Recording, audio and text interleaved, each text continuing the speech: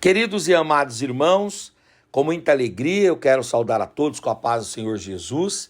Deus os abençoe. Você está aqui no nosso podcast, através do Spotify, do YouTube, no canal Pastor Henrique Regis. E também através das nossas redes sociais, tanto no Instagram como no Facebook. Toda semana colocamos no ar um subsídio da Escola Bíblica Dominical para auxiliar professores e alunos. Nós estamos tratando aqui sobre a classe dos juvenis, que os alunos têm entre 15 e 17 anos. Nós usamos a revista da Casa Publicadora das Assembleias de Deus. O tema geral do quarto trimestre de 2023 é o Espírito Santo presente entre nós. E hoje nós vamos tratar da lição de número 5, que será ministrada dia 29 de outubro de 2023. O tema da lição é o Espírito Santo no Novo Testamento. Nós temos um texto áureo e o nosso texto áureo está aqui em Atos capítulo 2, versículo 39, que diz: porque a promessa vos diz respeito a vós, a vossos filhos e a todos os que estão longe, a tantos quantos Deus nosso Senhor chamar. Atos capítulo 2, versículo 39. Nós temos uma leitura bíblica em classe. A nossa leitura bíblica está no capítulo 2 de Atos e também no capítulo 19 de Atos. Capítulo 2 de Atos, nós vamos ler os versículos 1 a 4 e depois os versículos 16 a 18.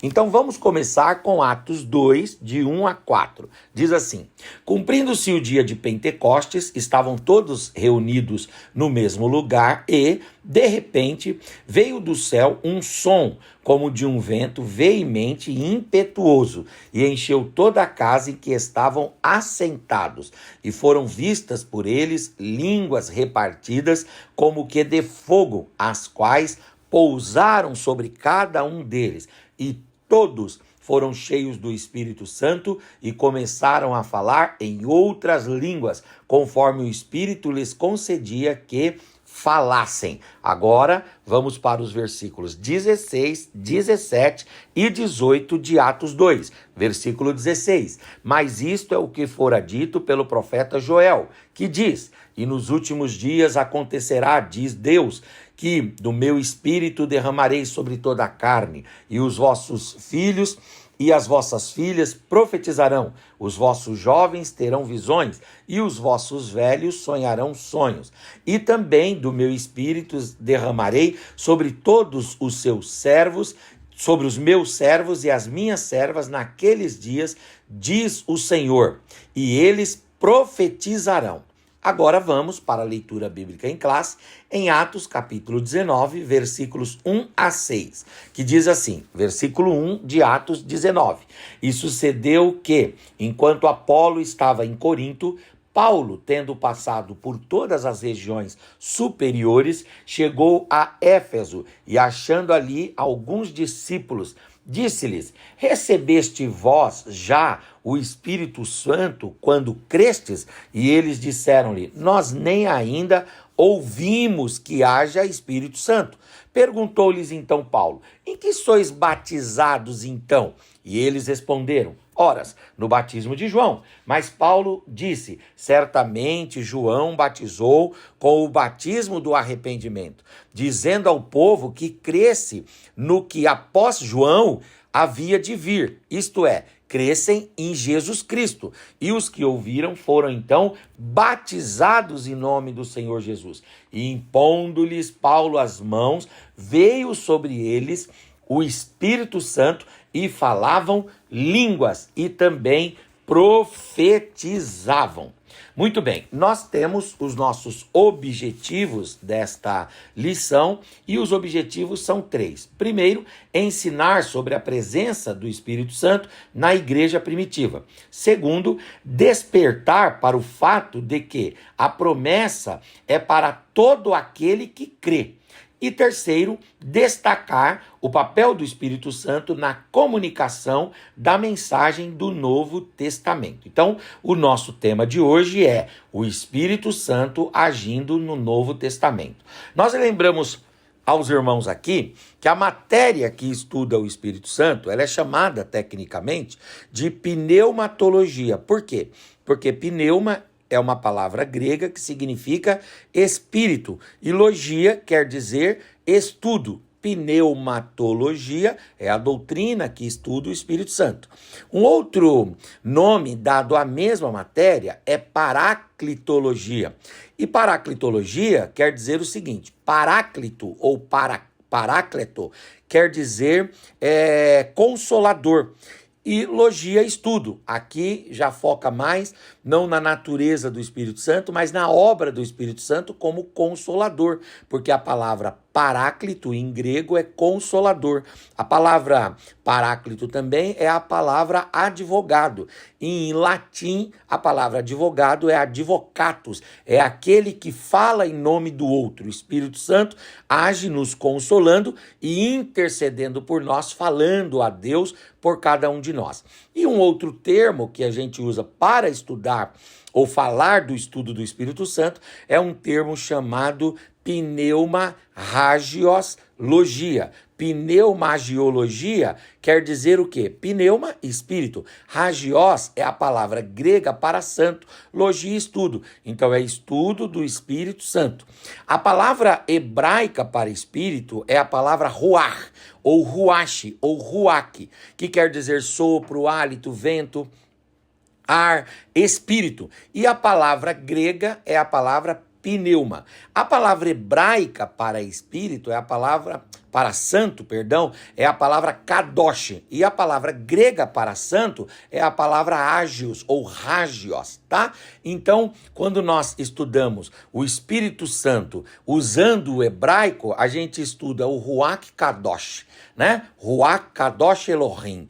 E quando nós falamos do Novo Testamento, é pneumatologia, paracletologia, ou nós falamos de pneumahagiologia, mas é o estudo do Espírito Santo. Muito bem, quando falamos do Espírito Santo, nós temos que lembrar que a fonte primária das informações sobre o Espírito Santo é sempre a Bíblia, tanto o texto do Antigo quanto o texto do Novo Testamento. Ninguém está autorizado a trazer nenhum ensino, nenhum dogma, nenhuma doutrina, nenhuma verdade sobre o Espírito Santo que não seja baseado na Escritura Sagrada, ou seja, no Antigo e no Novo Testamento. A Bíblia é a fonte primaz de informação sobre o Espírito Santo. E quando nós vamos nos debruçar sobre a análise do Espírito Santo, nós falamos primeiramente a respeito da natureza divina do Espírito Santo. O Espírito Santo é apresentado na Bíblia como Deus, ou seja, ele tem os atributos incomunicáveis e os atributos comunicáveis de Deus. Então, o Pai é onipotente, o Filho é onipotente, o Espírito é onipotente. O Pai é onisciente, o Filho é onisciente, o Espírito é onisciente.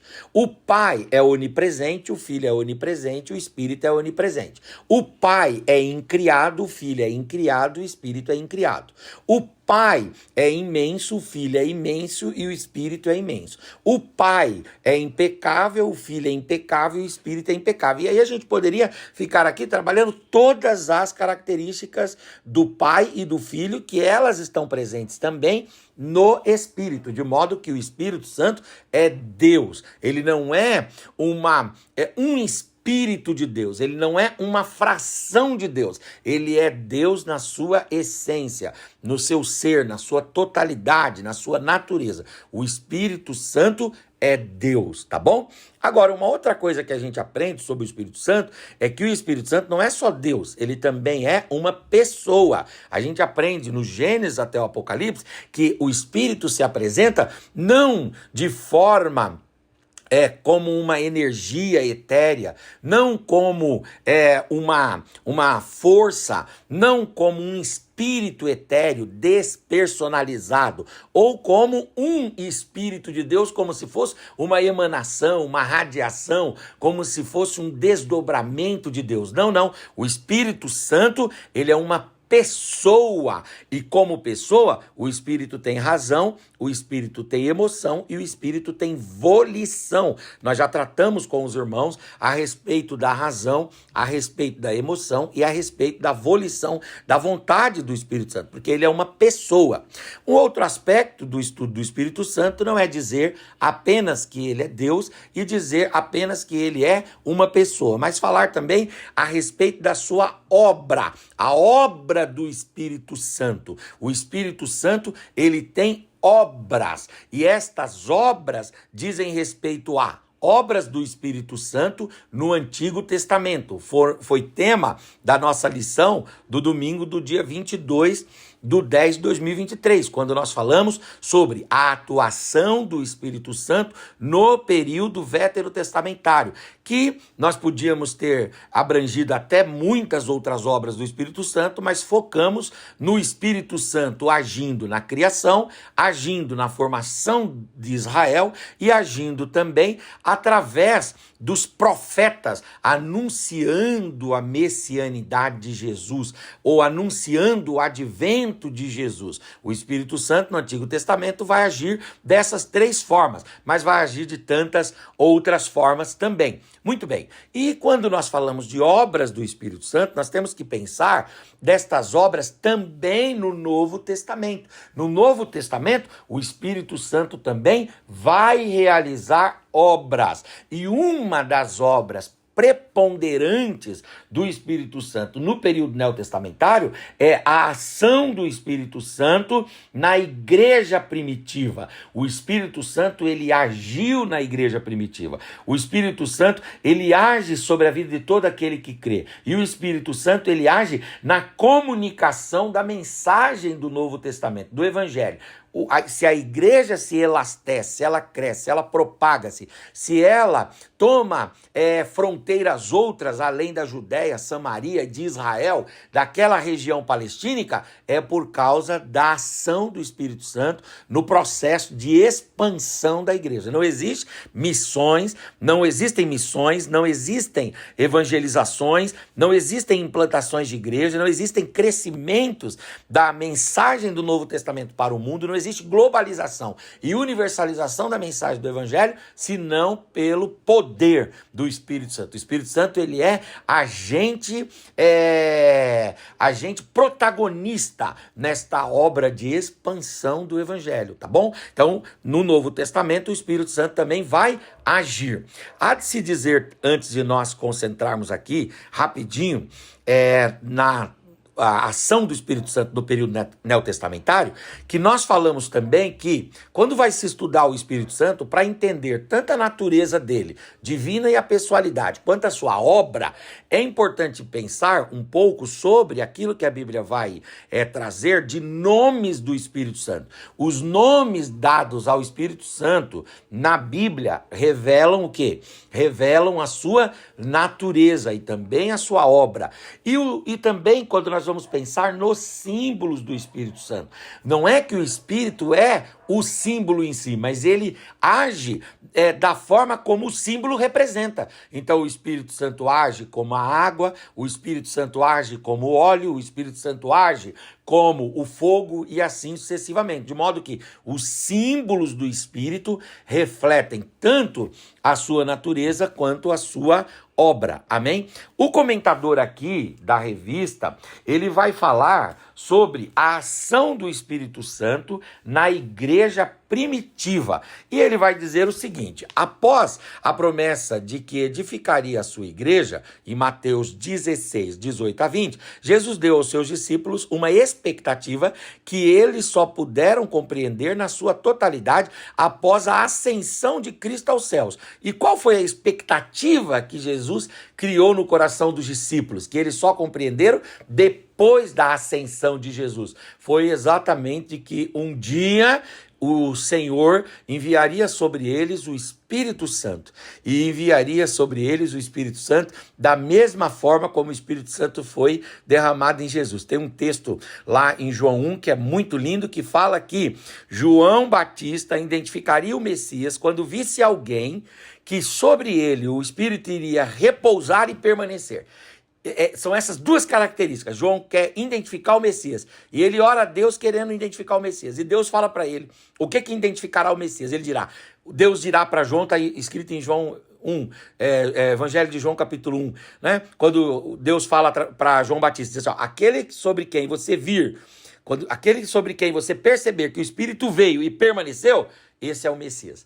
Então, aqui há uma coisa que é distinta do período neotestamentário. Enquanto o Espírito vinha e depois deixava de vir, a partir de Cristo e em Cristo e também na igreja de Cristo, o Espírito Santo descerá, quer dizer, ele virá como veio e permanecerá como permaneceu. De modo que a promessa que o Senhor gera no coração dos discípulos e a expectativa é para o advento do Espírito Santo. Quando ele disse, olha, eu vos enviarei um outro Consolador. Quando ele diz, o Espírito da verdade vos guiará em toda a verdade. Quando ele diz, quando vier o Espírito de Deus, ele vos ensinará e vos fará lembrar de todas as coisas. Quando ele diz, quando vocês forem revestidos pelo Espírito de poder. Jesus foi falando com os discípulos durante a sua caminhada, o seu ministério, os 42 meses de ministério. Jesus foi incutindo neles essa consciência, essa expectativa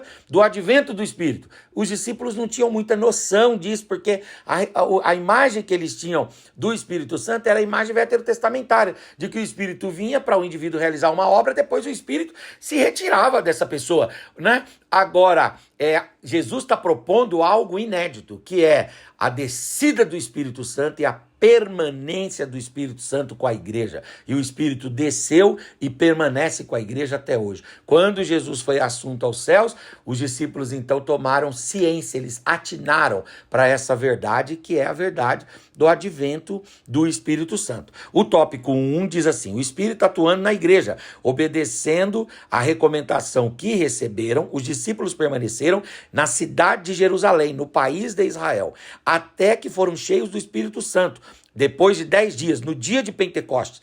Ou seja, receberam a plenitude do Espírito Santo, que inundou os corações daquele grupo de cristãos.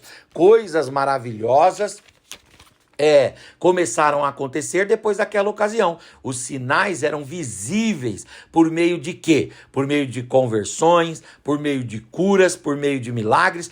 Todos louvavam e permaneciam unidos. Então vejam que aquela expectativa, aquela promessa do advento do Espírito Santo que Jesus foi gerando no coração dos discípulos, depois da ascensão, depois de 10 dias, que eles estavam em Jerusalém, no país de Israel, lá no cenáculo, reunidos em oração e recebendo do Senhor um conforto por causa da partida recém do Mestre, os discípulos ali são cheios do Espírito Santo, que desce sobre eles de uma forma gloriosa. E o Espírito Santo vai dar provas dessa descida. A primeira grande prova ali é que eles falam noutras línguas, né? Eles conseguem proferir palavras que o idioma hebraico e a fala natural dos discípulos não conseguiam compreender. Aquela fala não conseguia compreender, mas eles falam noutras línguas, a glossolalia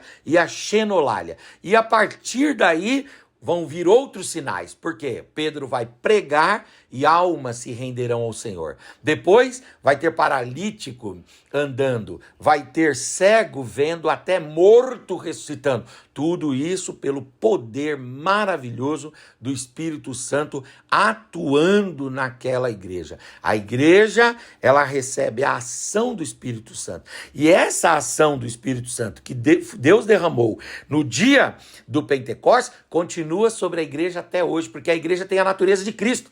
E o que identifica Jesus como o Cristo? É que sobre ele vem o Espírito e o Espírito permanece nele. Se a igreja é a igreja de Cristo, e se a igreja tem a natureza de Cristo, e se a igreja é o corpo de Cristo, e Cristo é o cabeça da igreja, então a igreja tem a mesma experiência que Cristo teve com o Espírito. O Espírito veio sobre ele e permaneceu nele. A igreja também. O Espírito vem sobre ela lá no dia de Pentecostes e permanece. 2000 anos de história, o Espírito Santo agindo sobre a igreja. Amém?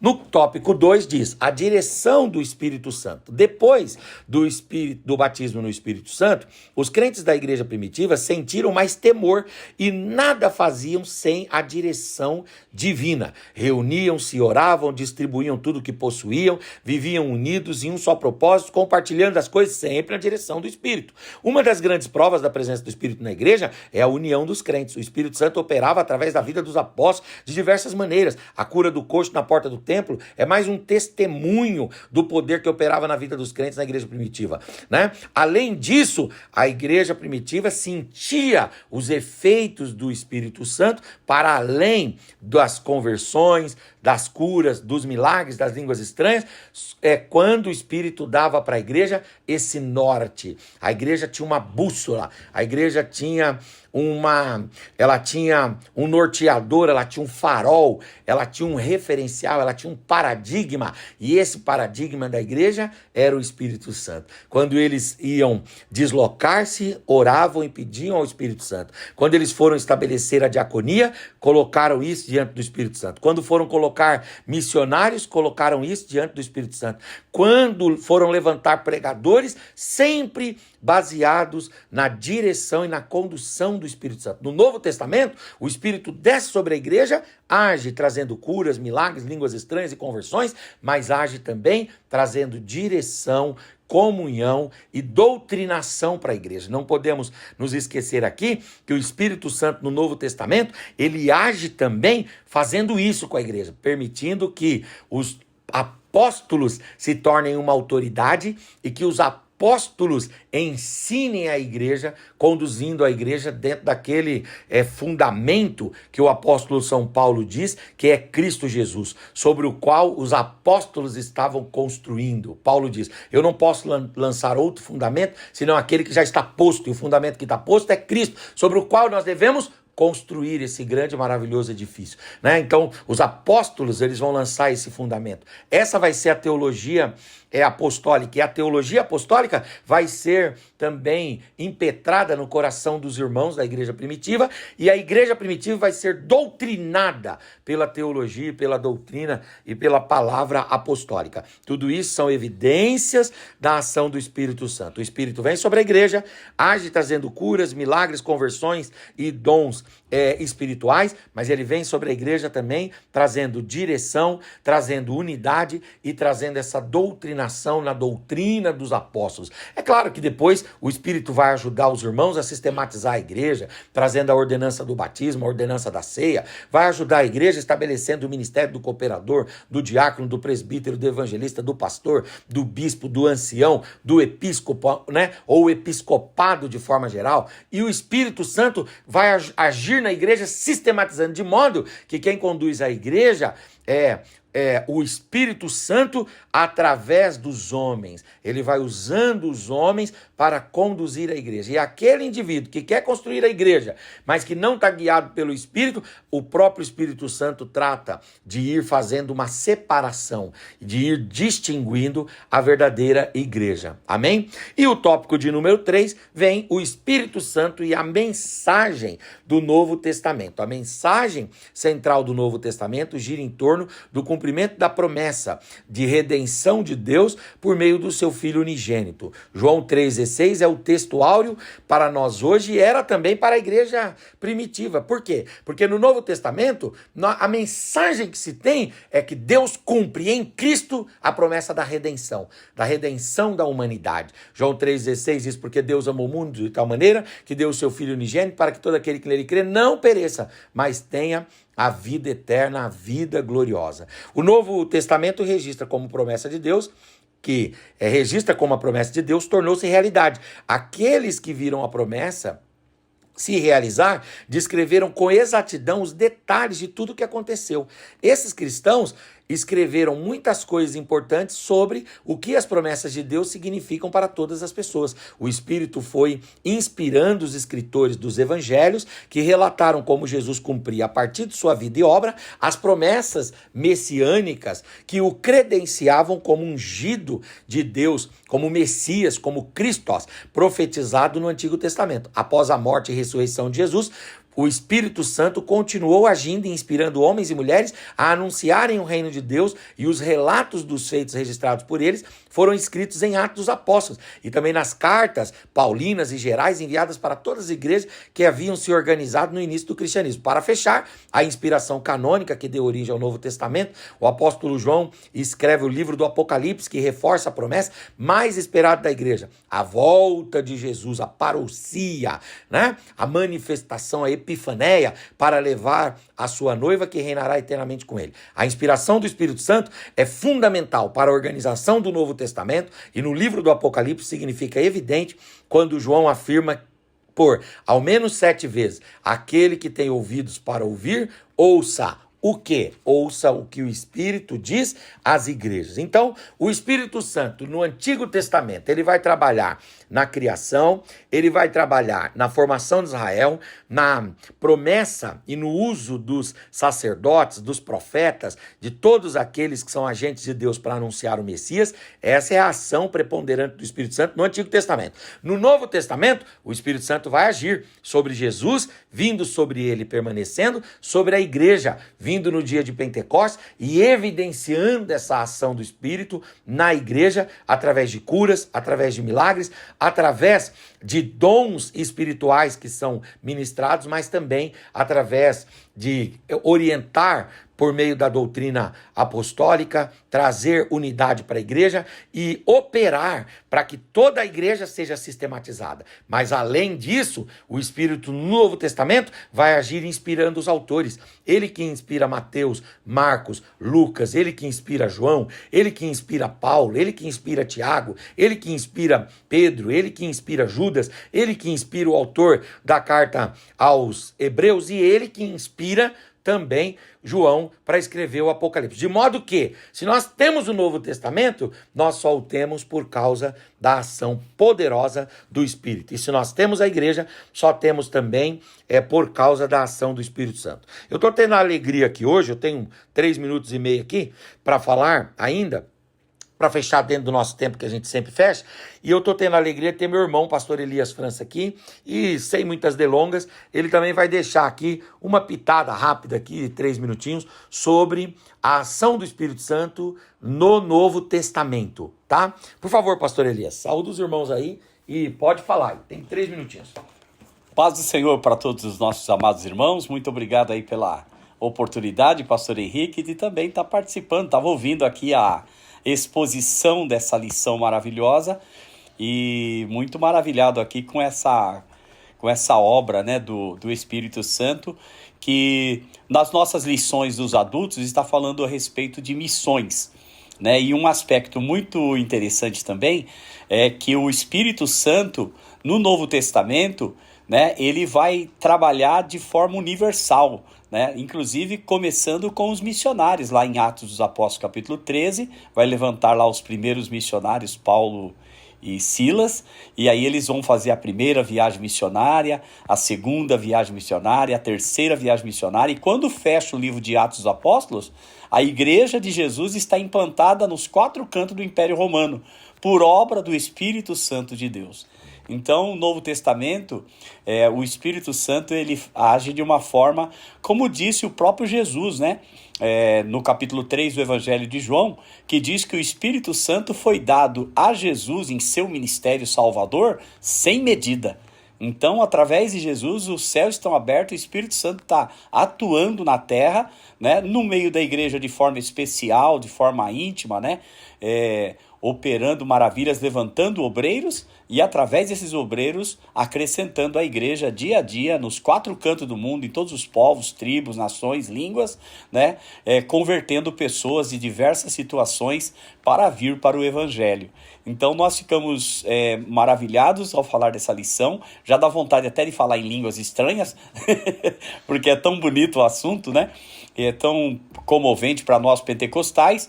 Outro aspecto interessante nesses 50 segundos que faltam é que o Espírito Santo também promove a regeneração do pobre pecador, né? Ele que vai atuar no crente, levando ele, né, à regeneração, à nova vida em Cristo, ao abandono das práticas mundanas e o viver no altar de Deus, porque é isso que é ser habitado e ter o Espírito Santo de Deus na vida. Deus abençoe, queridos irmãos, Deus abençoe. Amém, queridos? Nós estamos fechando aqui, então, o subsídio da aula de número 5, a ação do Espírito Santo no Novo Testamento. Pastor Elias destacou muito bem o Espírito Santo agindo nas missões e também na regeneração dos pecadores. Que Deus em Cristo abençoe os irmãos. Ósculos, Deus abençoe.